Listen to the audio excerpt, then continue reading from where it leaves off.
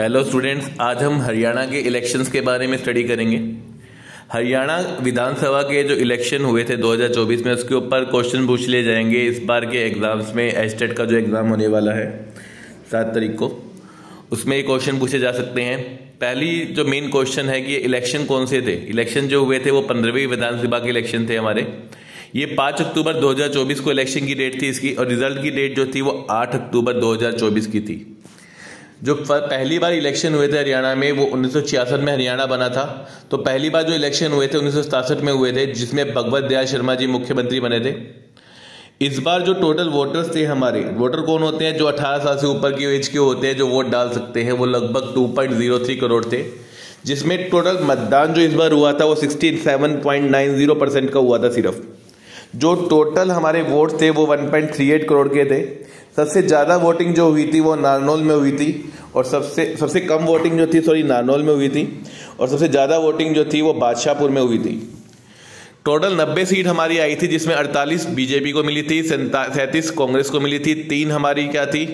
निर्दलीय थी, और 2 हमारी क्या थी? INLD थी। अब निर्दलीय कौन होते हैं? निर्दलीय वो बंदे होते हैं जो अकेले बिना किसी पार्टी के सपोर्ट के चुनाव को लड़ते हैं और वो जीतते हैं। अब ये तो पूछेगा नहीं कि 48 बीजेपी के बंदे कौन कौन से थे। बेसिक जो क्वेश्चन पूछे जाएंगे वो 2 और 3 सीटों के पूछे जाएंगे। जो INLD की 2 सीट आई हैं वो आदित्य देवीलाल जी की आई हैं, एक तो डबवाली से, एक अर्जुन चौटाला की आई हैं रानिया से, और जो 3 निर्दलीय आए हैं वो आए हैं, एक हिसार से सावित्री जिंदल जी, और बहादुरगढ़ से राजेश जून जी, और गन्नौर से देवेंद्र कादियान जी। इस बार टोटल 101 महिला उम्मीदवार हुई थी हरियाणा के लिए, जिसमें 13 महिलाएं MLA बनी हैं और 2 को हमें मंत्री पद भी मिले हैं। ठीक है। इस बार जो नोटा का मतलब होता है नन ऑफ द अबव। कुछ ऐसे भी लोग होते हैं जो मस्ती मजाक के लिए नोटा पर लगा के आते हैं, लेकिन वो लोग अपना वोट खराब कर रहे होते हैं। अब बादशाहपुर में जो इलेक्शन हुआ था उसमें सबसे ज़्यादा नोटा के वोट थे। टोटल जो हरियाणा में नोटा पड़े हैं वो 52,626 पड़े हैं। अब क्वेश्चन इस बार पूछ सकते हैं, सबसे अधिक उम्र का MLA कौन बना है? रघुवीर सिंह कादियान जी बने हैं बेरी से, जो 81 वर्ष के थे। सबसे कम उम्र के जो हमारे MLA बने हैं वो आदित्य सुरजेवाला जी बने हैं कैथल से, जो 25 वर्ष के थे। जो एक वोटर है वो पूरे इलेक्शन पे है ना 40 लाख रुपए की राशि खर्च कर सकता है। ठीक है, ये मतदान वालों ने कह रखा है कि चुनाव आयोग ने कि मैक्सिमम जो आपने इलेक्शन के प्रचार पे जो पैसे खर्च करने हैं वो 40 लाख रुपए ही खर्च करेंगे, लेकिन इससे बहुत ज़्यादा खर्चा हो जाता है। दिखाए सिर्फ 40 लाख जाते हैं। इस बार जो टोटल उम्मीदवार हमारे थे 1031 से, जिनको सिर्फ 90 सीटें मिले हैं। मतलब 1031 बंदे हमारे बैठे थे मार्केट पेपर देने, और सिर्फ 90 ही पास हुए हैं। मंत्रिमंडल क्या बात करें तो इस बार के CM जो हैं वो श्री नायब सिंह सैनी जी बने हैं, जो लाडवा से हैं। गृह मंत्री भी उन्हीं के पास है, लैंग्वेज और कल्चरल मिनिस्ट्री भी उसके पास है, एक्साइज मिनिस्ट्री भी उनके पास है, और पब्लिक रिलेशन भी वही संभालेंगे। परिवहन मंत्री जो इस बार बने हैं अनिल विज जी बने हैं। अनिल विज जी एक ऐसे बंदे हैं जो 7 बार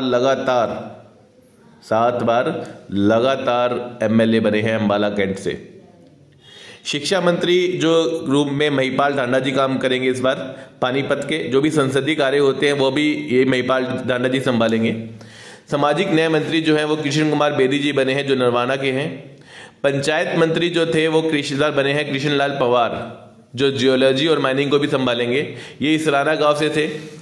नागरिक उड्डयन मंत्री जो है विपुल गोयल जी बने हैं, जो सिविल एविएशन मिनिस्टर के रूप में काम करेंगे और रेवेन्यू डिजास्टर मैनेजमेंट के रूप में भी काम करेंगे।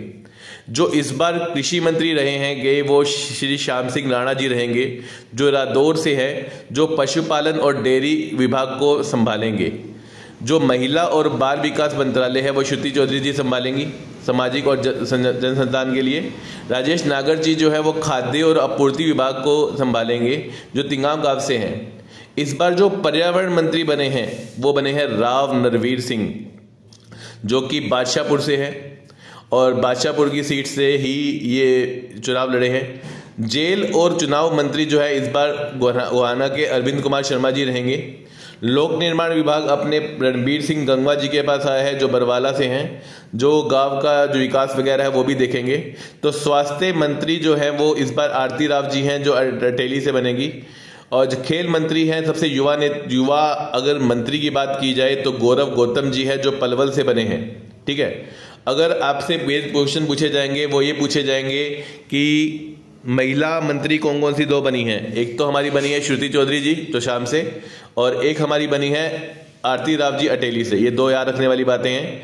दूसरा जो बेसिकली पूछ लिया जाता है कि सबसे ज़्यादा मंत्रालय किसके पास है। सबसे ज़्यादा मंत्रालय हमारे मुख्यमंत्री जी के पास ही हैं, जिन्होंने होम मिनिस्टर भी अपने पास रखा है, लैंग्वेज कल्चर भी अपने पास रखा है, एक्साइज CID भी अपने पास रखा है, पब्लिक रिलेशन भी अपने पास रखा है। सबसे युवा MLA कौन सा बना है, सबसे उम्रदराज MLA कौन से हैं। इस टाइप से क्वेश्चन आपके आ जाते हैं एग्जाम में। ज़्यादा से ज़्यादा इस वीडियो को शेयर करें ताकि ज़्यादा से ज़्यादा बच्चे इस वीडियो का लाभ उठा सकें। धन्यवाद।